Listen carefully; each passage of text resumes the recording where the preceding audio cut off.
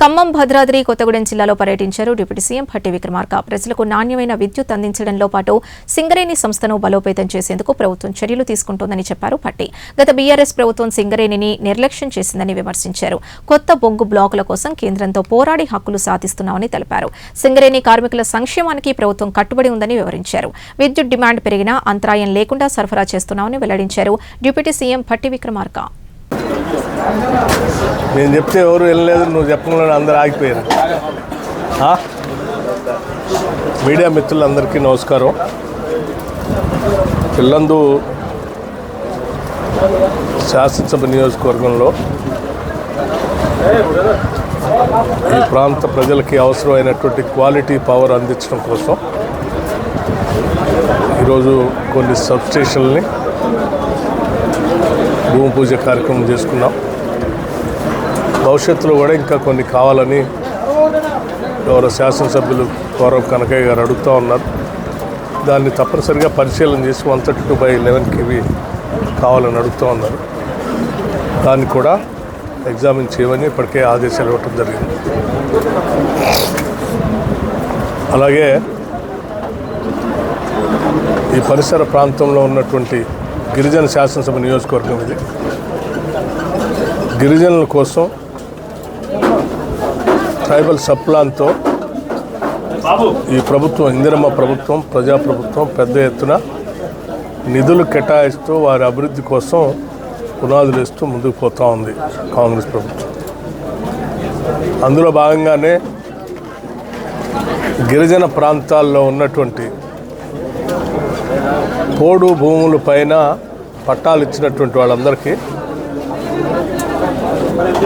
వారికి పంట పండించుకోవడానికి తగు రీతిలో భవిష్యత్తులో ఇందిరా సౌర గిరి జల వికాసం, ఇందిరా సౌర గిరి జల వికాసం సోలార్ పవర్ని, దాంతోపాటు బోర్వెల్స్ని, పంప్ సెట్ని, అట్లాగే డ్రిప్ ఇరిగేషన్ని, స్ప్రింక్లర్స్ని కలిపి వారి వ్యవసాయ అభివృద్ధి కోసం ఈ పథకాన్ని రాష్ట్ర ప్రభుత్వం తీసుకొని వచ్చింది. దీన్ని పెద్ద ఎత్తున అమలు చేసుకుంటూ ఆదిలాబాద్ నుంచి భద్రాచలం వరకు ఉన్నటువంటి ఈ పొడు భూములపైన, అటు కృష్ణా పరివాహ ప్రాంతంలో ఉన్నటువంటి పొడు భూములపైన దీని ప్రభావం చాలా పెద్ద ఎత్తున ఉంటుంది. గిరిజనులు ఆత్మగౌరవంతో తలెత్తుకొని బతకడానికి ఉపయోగపడేటువంటి కార్యక్రమం. ప్రస్తుత వాతావరణ పరిస్థితులు ఎల్లెన్నో దాని ప్రభావం వలన కేవలం తెలంగాణలో కాదు, దేశవ్యాప్తంగా, ప్రపంచవ్యాప్తంగా కూడా దీని ప్రభావం పెద్ద ఎత్తున ఉంటుందని చెప్పి శాస్త్రవేత్తలు పెద్ద ఎత్తున మాట్లాడుతూ ఉన్నారు. దీని ప్రభావం వల్ల వాతావరణం పైన పడేటువంటి పరిణామాలు, అట్లాగే వాటి వల్ల మానవ కోటికి వచ్చేటువంటి ఇబ్బందుల గురించి కూడా చాలా పెద్ద ఎత్తున సమాచారం ఇస్తూ ఉన్నారు. దీనిపైన నేను మీడియా మిత్రులకు కూడా విజ్ఞప్తి చేస్తూ ఉన్నాను. దీనికి సంబంధించిన సమగ్రమైన సమాచారాన్ని పెద్ద ఎత్తున సేకరించి ప్రజలకు కూడా, సమాజానికి వివరించేటువంటి పరిస్థితి చేయడం కోసం బాధ్యత కలిగిన పౌరులంతా కూడా కొంత ప్రయత్నం చేయాలి. ఎందుకంటే ఈ తీవ్రమైనటువంటి వర్షాభావ పరిస్థితులు ఏర్పడితే కేవలం మనుషులకే కాదు, జంతుజాలాలకి, అడవుల్లో ఉన్నటువంటి వాటికి కూడా తాగునీటి సమస్య రాకుండా మనం జాగ్రత్తలు తీసుకోవాల్సిన అవసరం ఉంది. ₹1,00,000 ఇన్సూరెన్స్ వచ్చేటట్టుగా ఈ ప్రభుత్వం నిర్ణయం తీసుకొని ముందుకు వెళ్తాం. గోదావరి జలాలు అందరి ద్రాక్షగానే ఉంది. గోదావరి జలాలు నియోజకవర్గానికి అందరి ద్రాక్షగానే ఉంది. భద్రాద్రి జిల్లాకి సీతారాం ప్రాజెక్ట్ అయితే గోదావరి జలాలు అన్యాయం జరుగుతారు. రాజకీయ పార్టీలు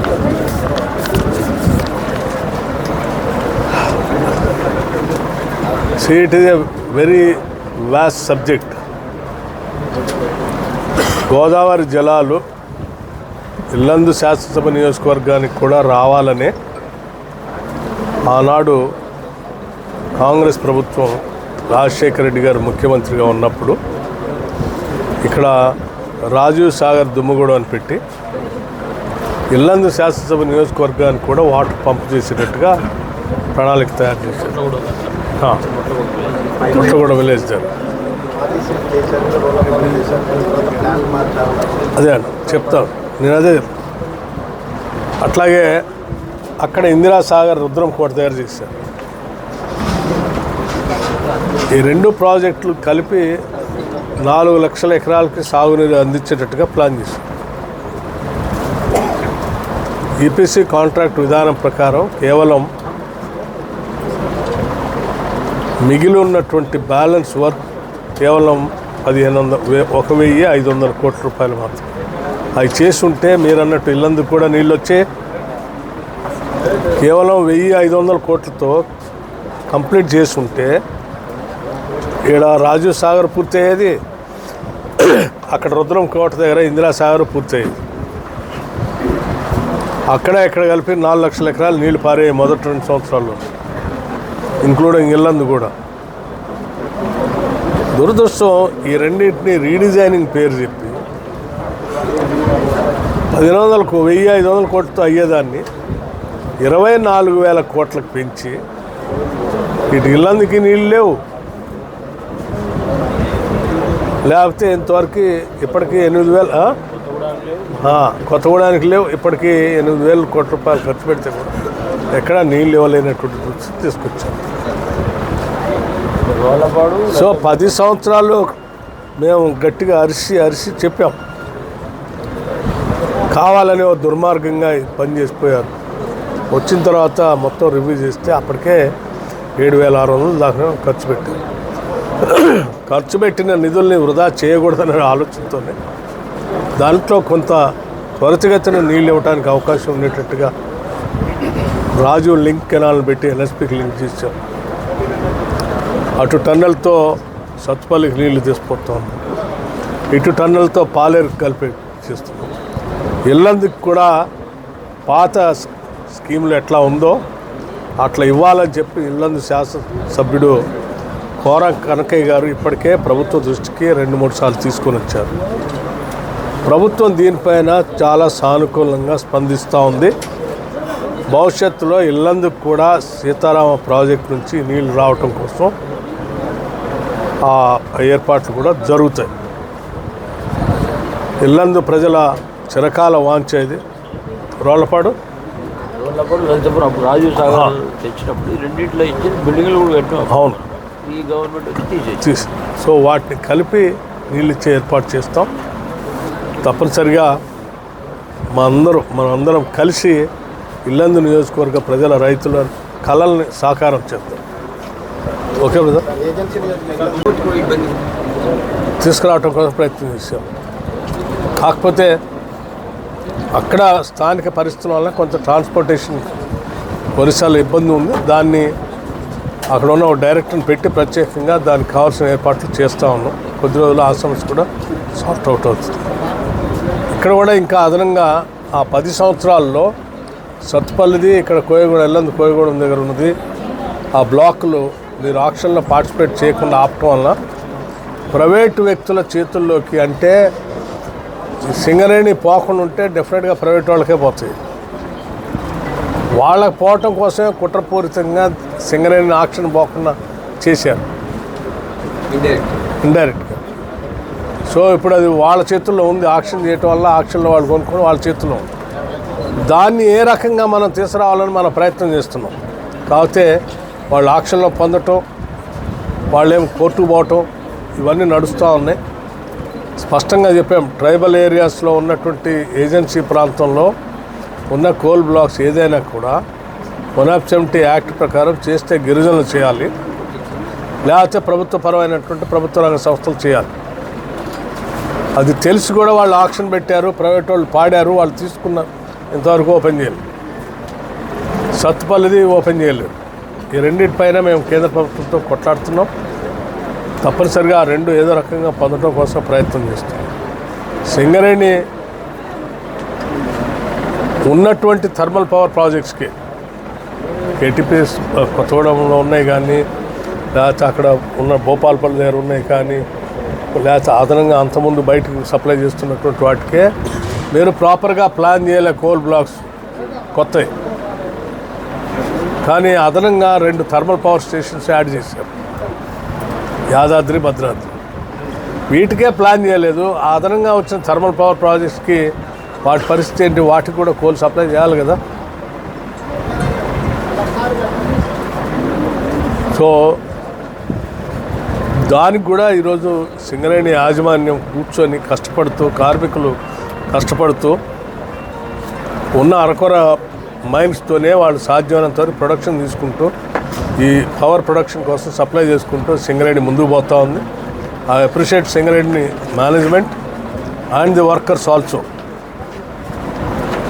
ఈరోజు సింగరేణి నిలబడ్డదంటే కార్మికుల శ్రమ, వాళ్ళ అకుంఠిత దీక్షనే. అట్లాగే సింగరేణి యాజమాన్యం సీరియస్గా తీసుకొని ఇన్ని ఇబ్బందులు ఉన్నాయని నిలబెట్టుకుందంటే ఆ యాజమాన్యం యొక్క మేనేజరియల్ స్కిల్స్. సో వాళ్ళని పూర్తిగా ప్రభుత్వం మద్దతు ఇస్తూ ఇంకా స్ట్రెంథన్ చేస్తూ భవిష్యత్తులో సింగరేణిని పటిష్టపరుస్తాం. దీని మీద దాదాపు 40-45 వేల మంది ఉద్యోగస్తులు, పర్మనెంట్ ఎంప్లాయీస్, 35,000 మంది కాంట్రాక్ట్ అవుట్సోర్సింగ్ ఎంప్లాయీస్ నివాసం ఉంటున్నారు, దాంట్లో జీవనం సాగిస్తున్నారు. అందుకోసం వాళ్ళందరూ క్షేమం దృష్ట్యా కాంగ్రెస్ ప్రభుత్వం రాగానే ఎంప్లాయీస్ అందరికీ ప్రమాదవశాత్తు ఎవరైనా కుటుంబాలకు ఏమైనా జరిగితే ₹1 కోటి ఇన్సూరెన్స్ కార్యక్రమాన్ని కూడా దేశంలో ఎక్కడా లేదు, మన దగ్గర సింగరేణిలో మొదటిసారి ప్రవేశపెట్టాం.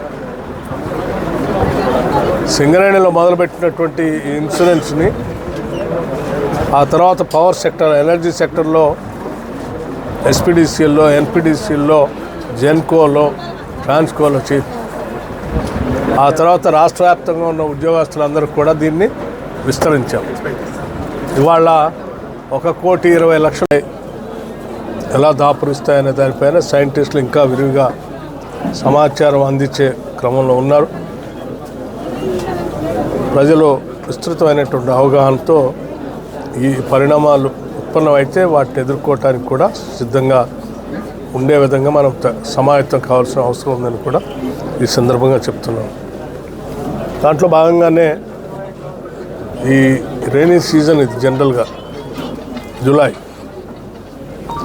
పవర్ సంబంధించి ఈ సీజన్లో సహజంగా 11,000 మెగావాట్లు పీక్ డిమాండ్ ఉండే పరిస్థితి నుంచి సడన్గా ఇది 16,600 మెగావాట్ల పీక్ డిమాండ్కి వెళ్ళింది. అంటే పీక్ సమ్మర్లో మార్చ్, ఏప్రిల్, మే పరిసర ప్రాంతాల్లో ఉండే డిమాండ్